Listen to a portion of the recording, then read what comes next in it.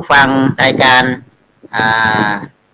ธรรมรับอดุลตอนนี้เราขยับรายการเราเป็นธรรมนาวาเนาะครับผมเป็นเพราะธรรมว่าเป็นนาวานะครับเพื่อที่ธรรมจะนาโดยวานะครับได้ช่วยขับกันเคลื่อนนะครับสสนองงานนองงานนะครับของสนองงานคณะครับสงฆ์นะครับโดยครับเฉพาะมหาเถรสมาคมนะครับครัเพื่อบเผยแผ่ธรรมให้กับครับผมในโดยเฉพาะยิ่งก็คือเป้าหมายของเราก็คือการเผยแผ่ธรรมเนาะการครับผมเผยแผ่ธรรมการสื่อธรรมการทำให้สังคมมีความสุขเอาธรรมะมาใช้ในชีวิตประจำวันอันนี้ก็เป็นงานที่เราจะต้องขยับขับเคลื่อนครับครับครับอาจารย์ซึ่งในเช้าวันนี้นะครับเราก็ออกคู่กันนะครับเพราะว่ามีศาสนกิจนะครับที่จะต้องเดินทางนะครับเดินทางไปที่จังหวัดแพร่นะครับแล้วก็จังหวัดน่านนะครับฉะนั้นท่านอาจารย์ดร.วิสิทธิ์ตอนนี้อยู่ที่ไหนครับผมตอนนี้กำลังเตรียมนะครับเตรียมที่จะเดินทางไปร่วมกับทางคณะสงฆ์ภาค7และภาค6นะครับโดยครับผมตอนนี้ยังอยู่ที่โรงเรียนบาดิสาธิตศึกษานะครับก็คอ๋องจะครับผมหลังจากเสร็จรายการนี้คงจะออกเดินทางไปนะครับครับเป้าหมายก็เพื่อที่จะเป็นการไปให้ถวายกำลังใจและให้กำลังใจเนาะไปช่วยเหลือในยามที่เรา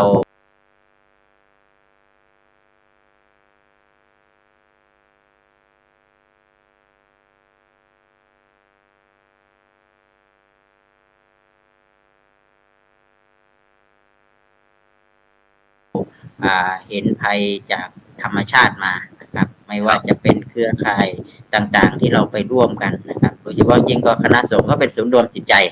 นะให้ทุกท่านได้มีโอกาสได้เจอกันได้พบปะกันแล้วก็ถวายกำลังใจกันในฐานะที่เราเป็นคณะสงฆ์นะครับวัดวาอารามหลายที่เราเห็นในจังหวัดแพร่ก็ดีจังหวัดน่านเชียงรายนะครับพะเยาเงี้ยนะครับเราก็ส่งผลกระทบแต่ในวิกฤตครั้งนี้เราก็ถือว่าเราได้ไปร่วมกันในการที่เราจะแสดงออกนะครับในฐานะที่เราเป็นพุทธบริษัทร่วมกันอย่างนี้นะครับในฐานะที่คณะสงฆ์ก็เยียวยาก็เห็นความแบ่งปันเห็นการให้ทานเนาะไปที่ไหนเราก็จะรู้สึกว่าเรายังมีพุทธศาสนิกชนนะครับมีทั้งคณะสงฆ์มีอะไรต่างเนี่ยนะครับได้พบปะกันผมว่าเป็นนิมิตหมายดียามวิกฤตไม่ว่าจะเป็นโควิดอะไรต่างเนี่ยครับนะภัยทางธรรมชาติมาเราก็ได้ลงด้วยช่วยกันนะครับและอย่างก็คือว่าถ้าเราเจอวิกฤตอย่างนี้บ่อยๆแล้วมีคนมาช่วยกันเยอะๆนะอาจารย์พระครูโสพลเรารู้สึกเราสบายใจเนาะไม่ว่าจะเจอหนักขนาดไหนจะเจอกับวิกฤตขนาดไหนเนี่ยแต่ว่าในวิกฤตเนี่ยมันมีโอกาสอยู่เสมอนะครับโอกาสที่เราจะได้มาผมในฐานะที่วันนี้ก็คงจะได้นำทางคณะกรรมการนะครับศูนย์การเรียนโพธิยาไดแล้วก็ที่โพธิยาไดรวมทั้งศูนย์ไก่เกียร์ในฐานะที่เรามีศูนย์ไก่เกียร์ด้วยก็จะได้เดินทางไปร่วมนะครับถวายกำลังใจให้คณะสงฆ์ภาค6ภาค7ซึ่งโดยเฉพาะนะครับวันนี้นอกจากที่พวกเราท่านอาจารย์ดร.วิสิทธิ์พร้อมทางคณะนั้นจะไปประสานงานกับพระเดชพระคุณท่านอาจารย์เจ้าคุณพระธรรมวชิโรโดมนะครับเจ้าคณะภาค6นะครับเกี่ยวกับเรื่องการศึกษาของบรรดาลูกพ่อลูกเนรต่างๆแล้วนะครับฉะนั้นวันนี้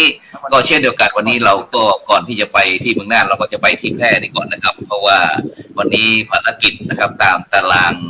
การตรวจเยี่ยมนะครับลงพื้นที่นะครับโครงการสร้างความปรองดองสมานฉันท์นะครับโดยใช้หลักธรรมทางพระพุทธศาสนาหมู่บ้านรักษาศีล5 หนเหนือนะครับตามแผนยุทธศาสตร์ชาติ20 ปีนะครับประจำปี2567นะครับโดยการนำของพระเดชพระคุณหลวงพ่อพระเทพรัตนนายกนะครับก็จะพร้อมทั้งคณะกรรมการวันนี้ก็จะลงพื้นที่ที่บ้านถิ่นนอกนะครับหมู่ที่2ตำบลบ้านถิ่นอำเภอเมืองแพร่จังหวัดแพร่นะครับ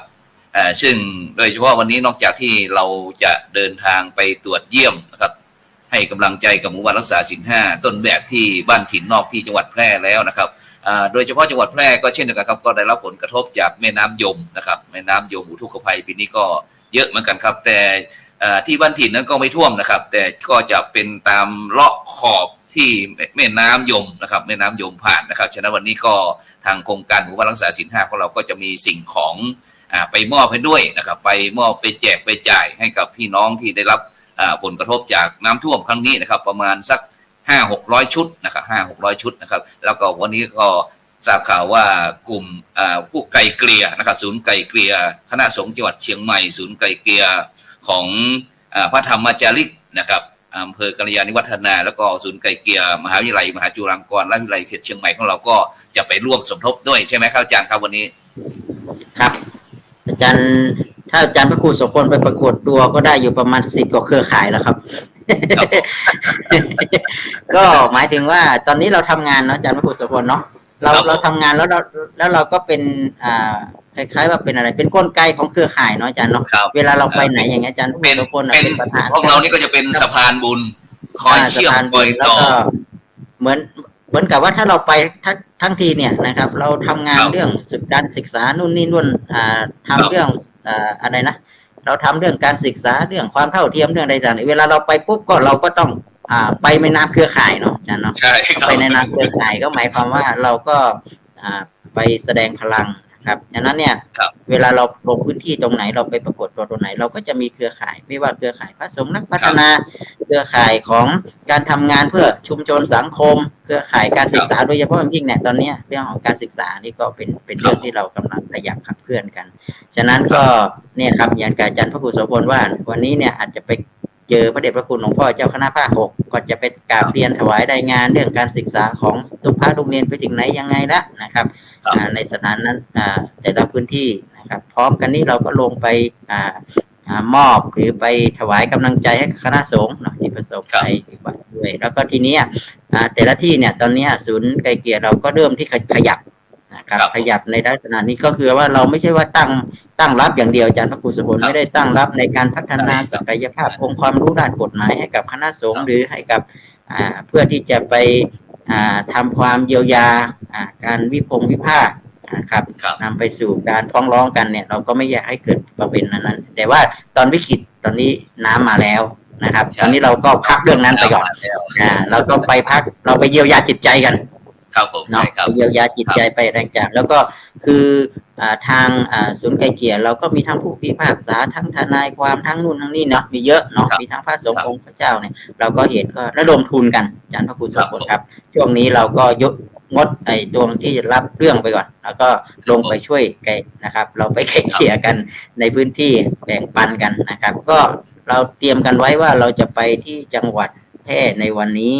แล้วก็เดินทางไปที่จังหวัดน่านนะครับที่แม้ว่าศูนย์ไกลเกลี่ยของคณะสงฆ์หัวเหนือเราอาจจะตั้งอยู่แค่ที่เดียวเนาะแต่ว่าเราก็จะมีโอกาสได้เข้าไปพบปะเพราะว่าเรามีสมาชิกของศูนย์ไกลเกลี่ยอยู่ทุกจังหวัดโดยเฉพาะจังหวัดน่านแล้วก็จังหวัดแพร่ที่เรามีคณะทำงานอยู่นะครับก็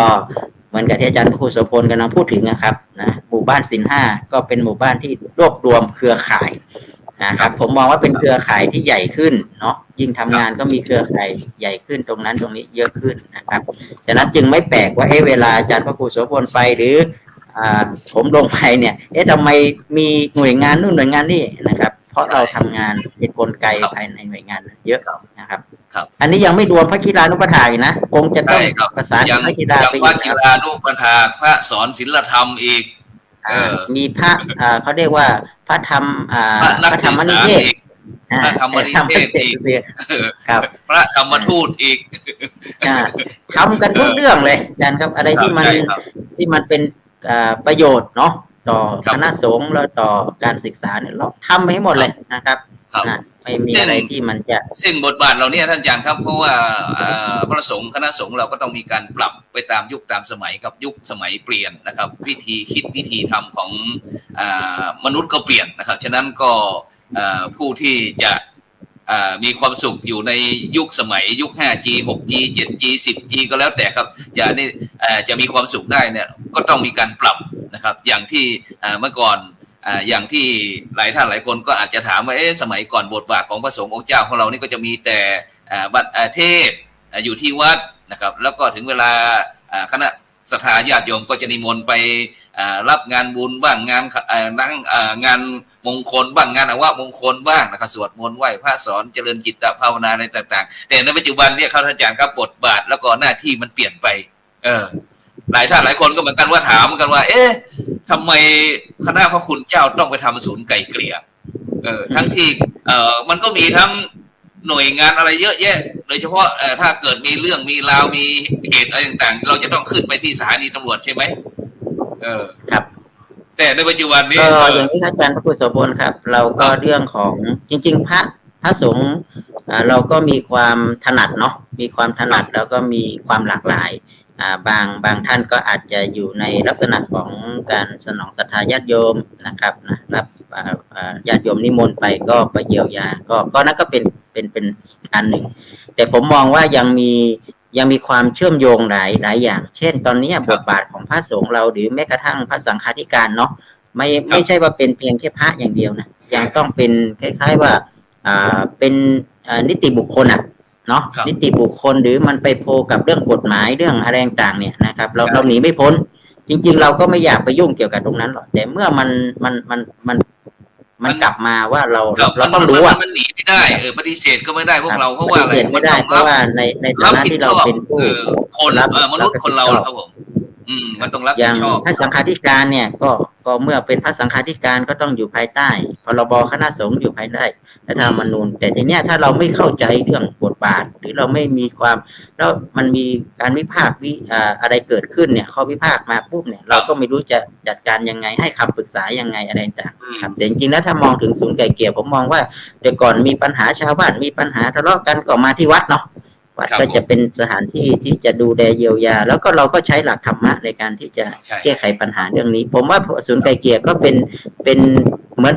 มันไม่ใช่เป็นเรื่องใหม่แต่ว่าเรากลับมองว่าเป็นเรื่องใหม่นะอาจารย์กุศลผมว่ามันเป็นเรื่องเดิมๆแต่เรื่องเดิมที่เราอาจจะเปลี่ยนมันอาจจะเปลี่ยน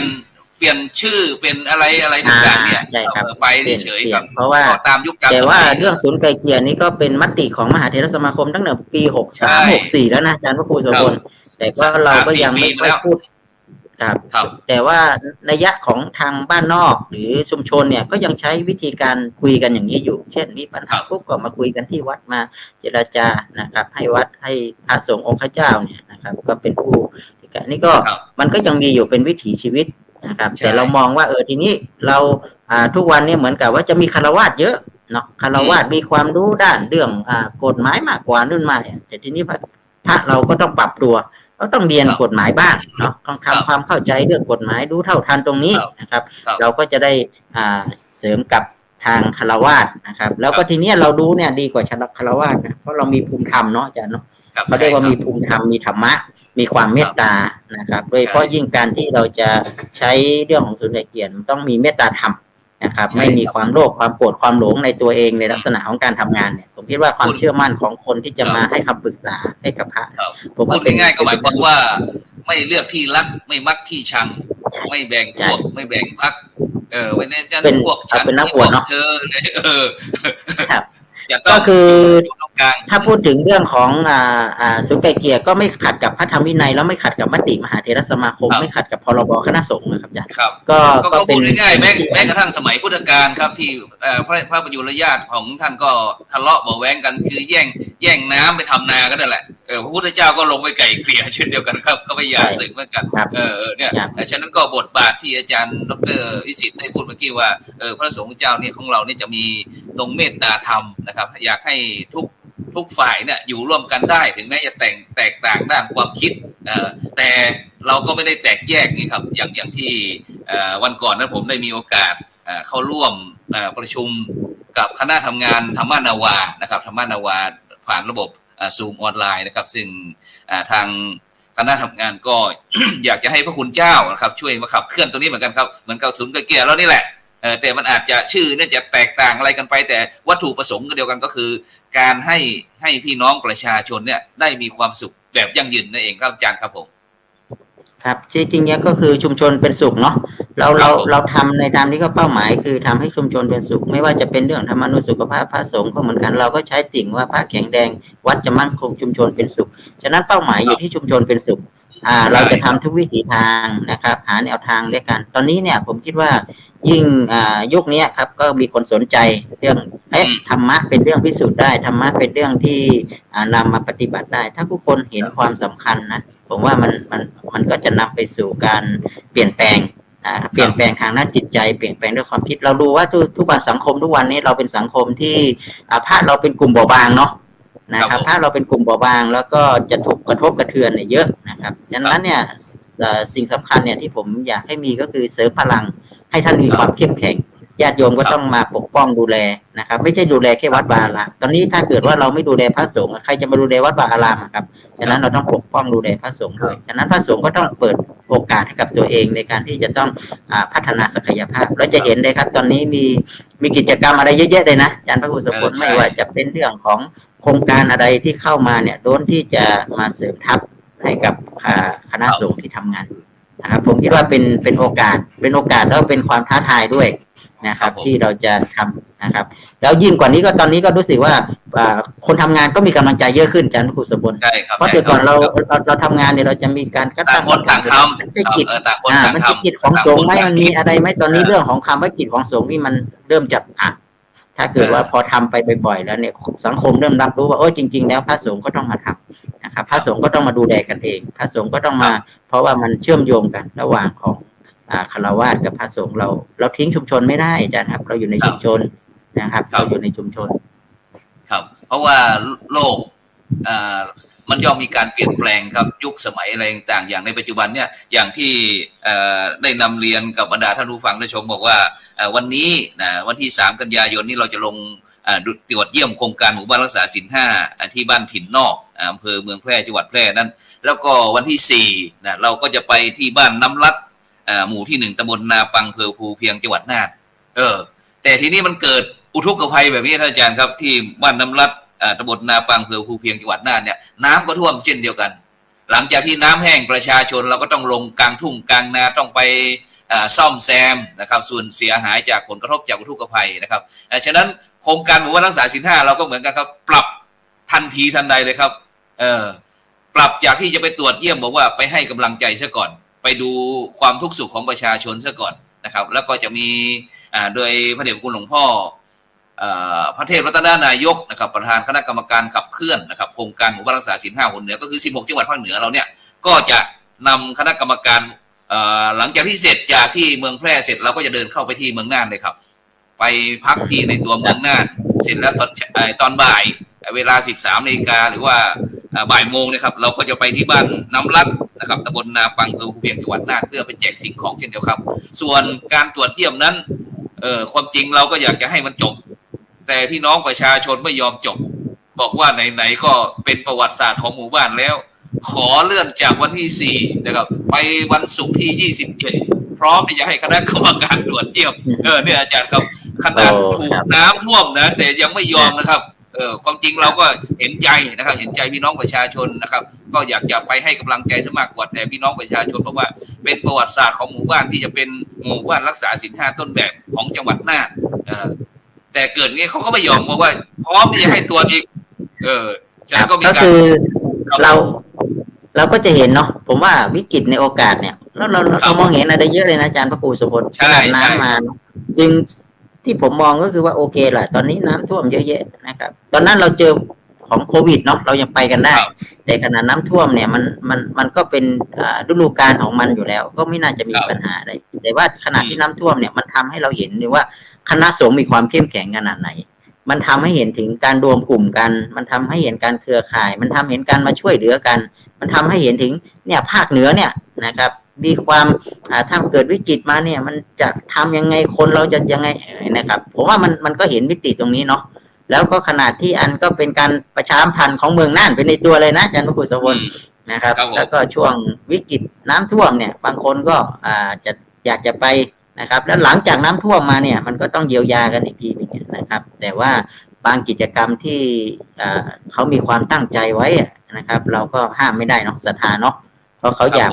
รู้สึกว่าเขามีความเตรียมความพร้อมไว้ตั้งนานแล้วแต่ว่าเหมือนกันพอขยับครับเราก็ตามไปได้นะครับก็นี่ก็คือเป็นผลพูดง่ายๆก็คือหมู่บ้านเขาก็มีความรู้ความสามารถมีความรักความสามัคคีนะครับที่มันอย่างที่อาจารย์ดร.บอกว่าจากวิกฤตเป็นโอกาสนะครับซึ่งก็หลังจากที่พี่น้องประชาชนไม่ค่อยได้มีส่วนร่วมในการที่จะทำกิจกรรมร่วมกันนะครับอย่างโครงการหมู่บ้านรักษาศีล 5นะครับอาจารย์ดร.ครับคณะเขาจะมีการตั้งคณะกรรมการอย่างศีลข้อที่1คณะกรรมการ1ชุดข้อที่2 1ชุดข้อ3 4 5อย่างละ1ชุดเนี่ยครับแล้วก็ไปมีการบริหารจัดการภายในชุมชนเขานะครับในชุมชนเขาว่าจะ มีการบริหารจัดการอย่างไรมีโครงการอะไรต่างๆมารองรับนี้เป็นต้นครับอาจารย์ครับครับก็เนี่ยครับทำให้เราได้เห็นถึงการมีความร่วมมือเนาะการร่วมมือมีส่วนร่วมด้วยกันเนี่ยผมคิดว่าเรื่องตรงนี้เป็นเรื่องที่สำคัญแล้วเราก็จะได้นำการช่วงวิกฤตตรงนี้ครับเป็นโอกาสนะครับเราคิดว่าเราสังคมไทยเราเป็นสังคมเมืองพุทธเนาะพุทธศาสนาผมเชื่อว่า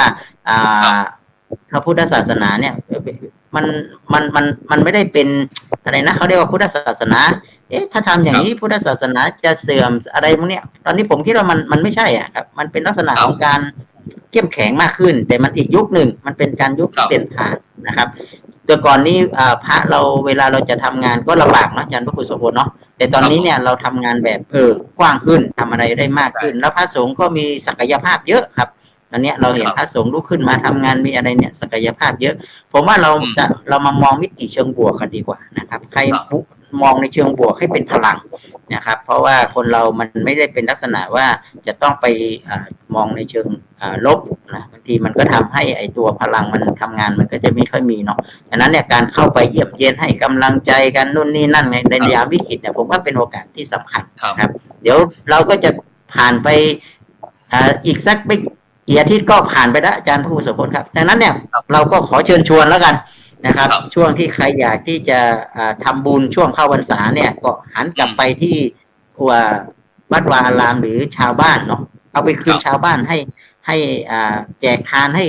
คฤหัสถ์ด้วยกันเนี่ยก็ได้นะไม่จำเป็นต้องไปที่วัดเพราะว่าตอนนี้พระก็ยังลุกขึ้นมาให้เยียวยาชาวบ้านเนาะดังนั้นชาวบ้านกับชาวบ้านเราก็ทำบุญร่วมกันไปนะแบ่งปันกันไปแบ่งแจกจ่ายกันไปในวิธีที่ว่าเราก็เครือข่ายที่เราทำงานร่วมกันก็อยู่ทุกจังหวัดนะครับเราก็ไปเยียวยาไปให้กำลังใจกันผมว่าบางจังหวัดที่ไม่ได้เกิดอุทกภัยก็มีโอกาสก็ไปผ่านไปแวะเวียนให้เยียวยากันเนี่ยผมคิดว่ามันเป็นเรื่องที่สำคัญนะครับรายการธรรมนาวาของเรานี่ก็สนับสนุนนะครับให้สร้างความดีสร้างรักษาเรื่องของทานศีลสมาธิปัญญาที่เราคุยกันไว้เนี่ยนะครับเราก็ทำยังไงที่จะให้เกิดเอาพระรัตนตรัยไปอยู่ในจิตใจนำพระรัตนตรัยไปอยู่ในจิตใจเขาสร้างบารมีไว้อันนี้เป็นส่วนที่สำคัญนะอาจารย์พระครูโสพลผมคิดว่าเราคงคุยกันบ่อยๆแล้วก็